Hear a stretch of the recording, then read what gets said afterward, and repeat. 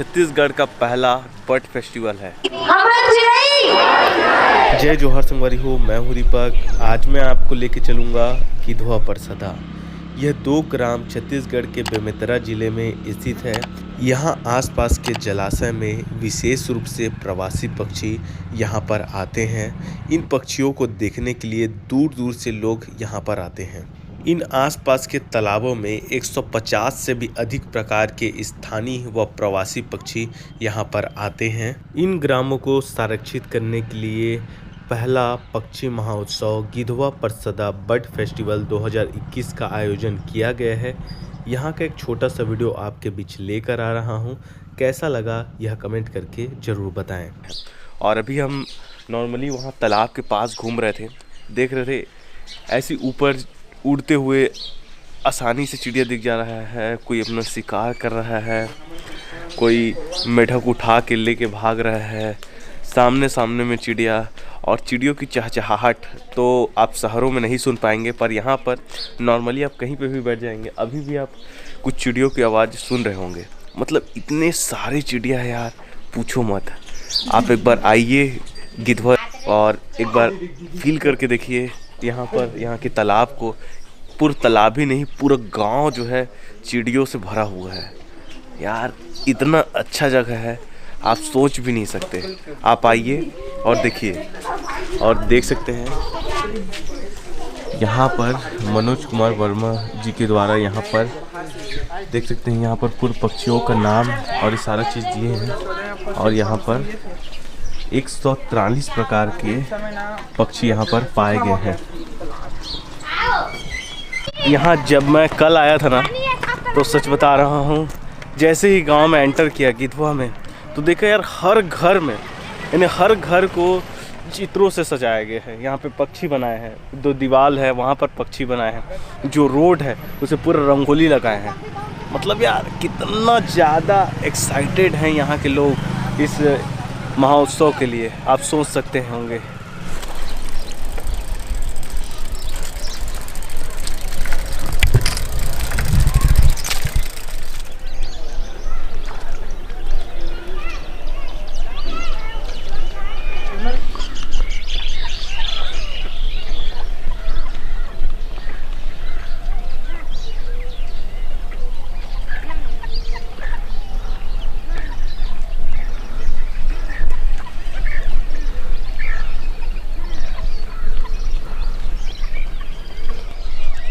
इस पेड़ में आप देख सकते हैं पूरी चिड़िया ही चिड़िया है।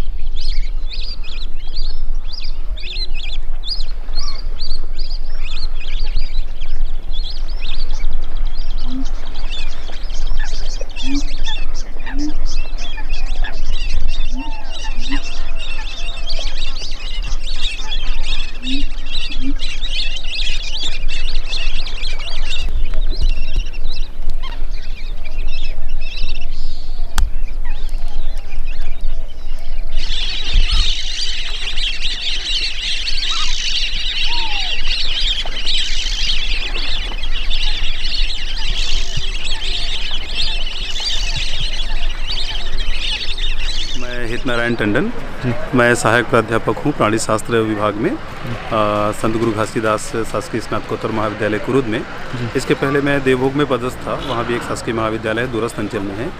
और मुख्य तौर पे हम आज यहाँ पे देख पा रहे हैं, जिसमें हम चर्चा कर रहे हैं कि गिधवा परसदा में पक्षियों को संरक्षण को लेकर के हमने जो ये प्रोग्राम फॉरेस्ट डिपार्टमेंट के साथ किया है, या उनके सहयोग से हम ये करवा रहे हैं। इस पर क्रो फाउंडेशन है, आई नेचुरलिस्ट है, आपके wild life conservation society Jaspur से हैं, ये सबका नोवा नेचर क्लब है, इन सब ने मिलकर के ये प्रोग्राम कराया। इसका मुख्य उद्देश्य यही है कि जिस तरह से विश्वविद्यालय के सिलेबस में हम विभिन्न प्रकार के प्राणी शास्त्र या बायोडाइवर्सिटी को लेकर के देखते हैं जो जानकारियाँ हैं, उनके साथ साथ उन बच्चों को हम किस तरह से बायोडाइवर्सिटी से जोड़ सकें और आम जनता को किस तरह से बायोडाइवर्सिटी से जोड़ सकें, पक्षियों के संरक्षण के प्रति उनको कैसे जागरूक कर पाएँ, ये सब को लेकर के हम यहाँ पे काम कर रहे हैं। आप देख पा रहे हैं, आपने अभी घूमा होगा यहाँ पे परसदा और गिधवा में बहुत सारे वेटलैंड हैं और इनमें 150 से भी ज़्यादा प्रकार की माइग्रेटरी बर्ड्स यहाँ पे आती हैं और स्थानीय जो लोग हैं जानकारी के अभाव में या किसी तरह से उसके संरक्षण में कोई विशेष भूमिका नहीं निभा पा रहे थे, तो उसके संरक्षण के प्रति लोगों को जागरूक करने के लिए ही ये महोत्सव आयोजित किया गया है। इसके माध्यम से लोग यहाँ पे आएंगे, चिड़ियों को देखेंगे, समझेंगे और विभिन्न विषय विशेषज्ञ आकर के उनके बारे में जो जानकारियाँ प्रदान करेंगे, खेती को लेकर के उनका क्या महत्व है, पर्यावरण को लेकर उनको क्या महत्व है और आम जो हमारे किसान हैं उनके साथ उनका क्या सहसंबंध है, किस तरह से वो हमें आर्थिक और सामाजिक रूप से मदद करते हैं, इन सब की जानकारी एक ही मंच पे हमको मिल पाएगी। ये इस कार्यक्रम की एक बहुत महत्वपूर्ण विशेषता होगी।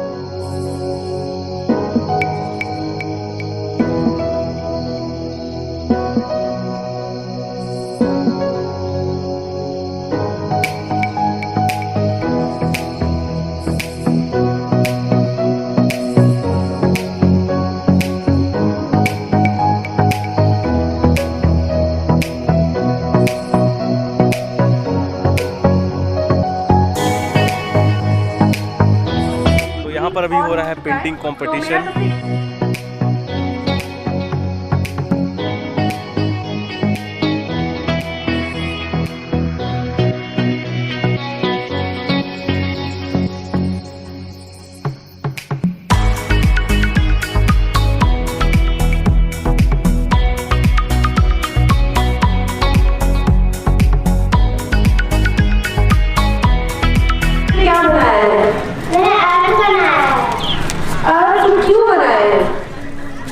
एक तरफ अर्थ खुश है क्योंकि उसका पानी वेस्ट नहीं हो रहा है, एक तरफ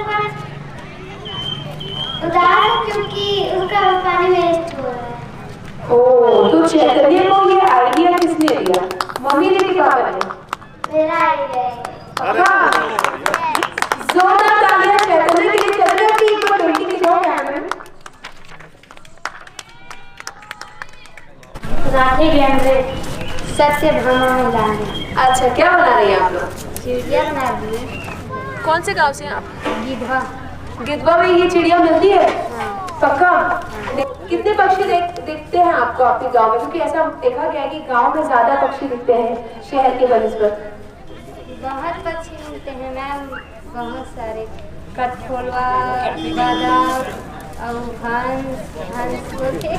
ये पूरे गांव को रंगोली से और चित्रों से सजाया गया है। आप देख सकते हैं ये रोड के बीचों बीच में यहाँ पर दीदी ने यहाँ पर रंगोली बनाए हैं और आपको यहाँ का घर भी दिखाता हूँ। घर के पूरे दीवारों को जो है देख सकते हैं यहाँ पर चित्र बनाए हैं, पक्षी विहार, गिधवा, और देख सकते हैं यहाँ पे डक बनाए हैं, चील बनाए हैं। वाह।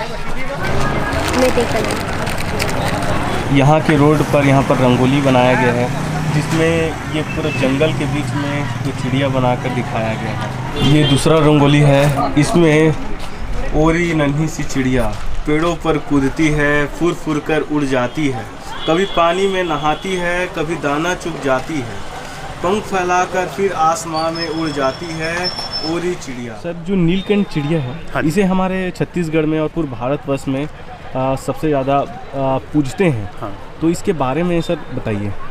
ये नीलकंठ जिसको हम सामान्य तौर पे हिंदी नाम में जानते हैं, इसके संबंध में हम सबको विदित है कि ये एक धार्मिक महत्व रखता है।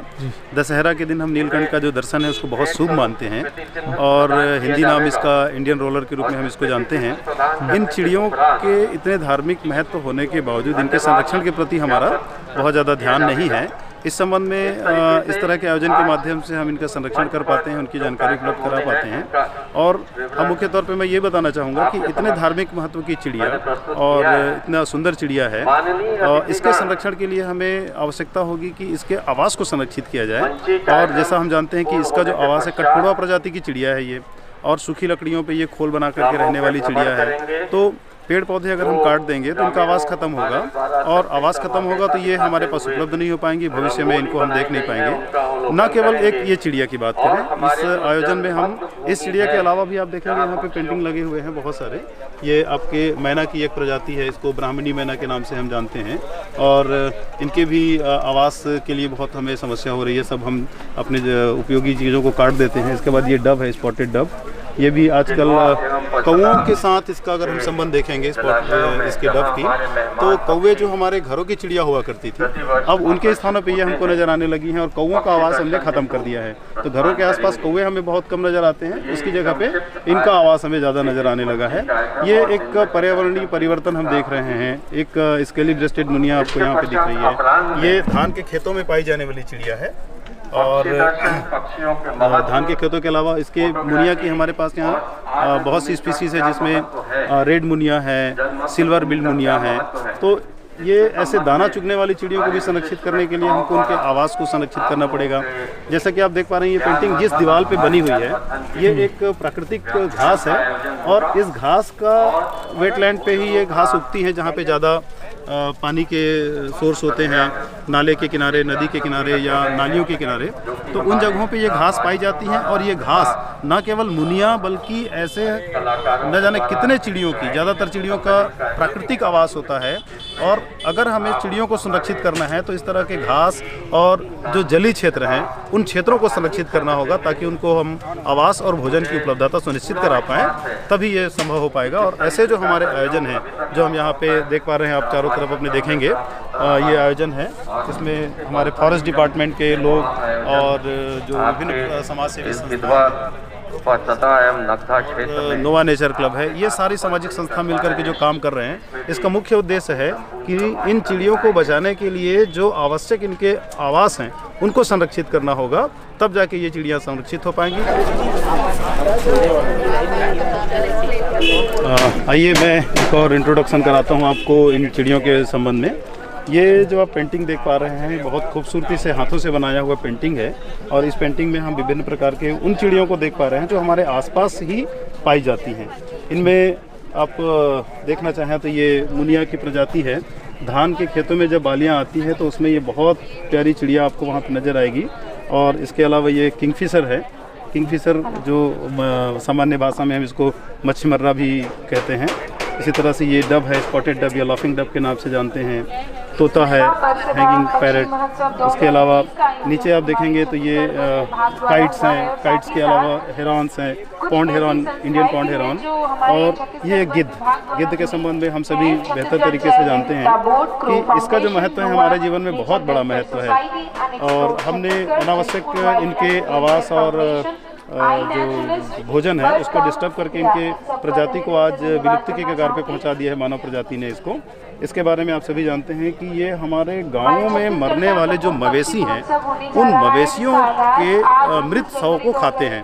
और वर्तमान में हम देख रहे हैं कि इनकी अनुपस्थिति के कारण मवेशियों का अगर मृत्यु होता है तो वो मवेशी के शरीर वहाँ पे सड़ते हैं, गलते हैं, बदबू फैलाते हैं, या विभिन्न प्रकार के उनसे फैलने वाली जो बीमारियाँ हैं वो हमें नुकसान पहुँचाती है। तो कहीं ना कहीं इन पक्षियों की अनुपस्थिति हमारे आसपास के पर्यावरण को प्रभावित कर रही हैं। निश्चित तौर पे अगर हम ऐसा कोई प्रयास कर पाएँ कि ऐसे पक्षी वापस हमारे पर्यावरण में जीवित हों या वापस आ जाएं, तो एक प्राकृतिक तौर पे ही जो सफाई का अभियान है जो पक्षियों के द्वारा किया जाता था वो संभव हो पाएगा। और ऐसे उदाहरणों से भरा हुआ हमारा जैव विविधता है, और उसी जैव विविधता के विभिन्न पहलुओं को उजागर करने के लिए या आम जनता के समक्ष लाने के लिए ही ये जो हमारा पक्षी महोत्सव मनाया जा रहा है। यहाँ पर अनएक्सप्लोर्ड बस्तर, 36 माउंटाने और केसकल इको टूरिज्म के द्वारा कैंपिंग कराया गया था, जहाँ पे हम 2 दिन रुके थे। और specially thanks crow foundation, Nova Nature welfare society, JWWF, thank you so much इसी तरह का और भी प्रोग्राम आप कराते रहें। दोस्तों ये फेस्टिवल तो 31 और 1 फेब और 2 फेब को ही है, पर अगर आप बाकी टाइम पे भी आप यहाँ आना चाहें तो यहाँ पर आ सकते हैं। यहाँ पे गांव में बहुत सारा होम स्टे है, तो वहाँ पे आप रुक सकते हैं, या कैंपिंग करना चाहते हैं तो कैंपिंग भी कर सकते हैं। तो यहाँ पर आ सकते हैं और बहुत से दूर दूर से लोग यहाँ पर आए भी हुए हैं। यहाँ सिर्फ गिधवा का तालाब या परसदा का तालाब ही में प्रवासी पक्षी नहीं आते, और भी बहुत सारे यहाँ पर तालाब हैं जिनको संरक्षण अभी आगे चल के यहाँ पर किया जाएगा, और बहुत बढ़िया पहल कर रहे हैं। और ऐसा बर्ड फेस्ट जो है पूरे छत्तीसगढ़ में होना चाहिए, क्योंकि पक्षियाँ हमारे लाइफ का हिस्सा है।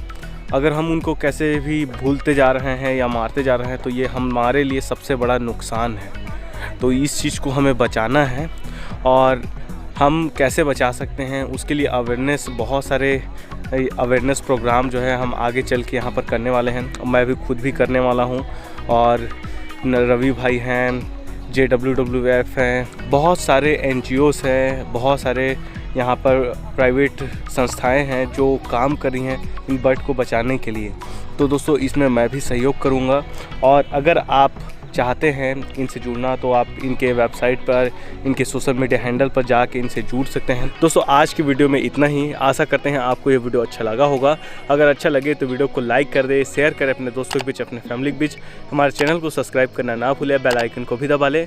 जल्दी मिलते हैं नेक्स्ट वीडियो में, तब तक के लिए जय जोहार, जय छत्तीसगढ़, जय हिंद।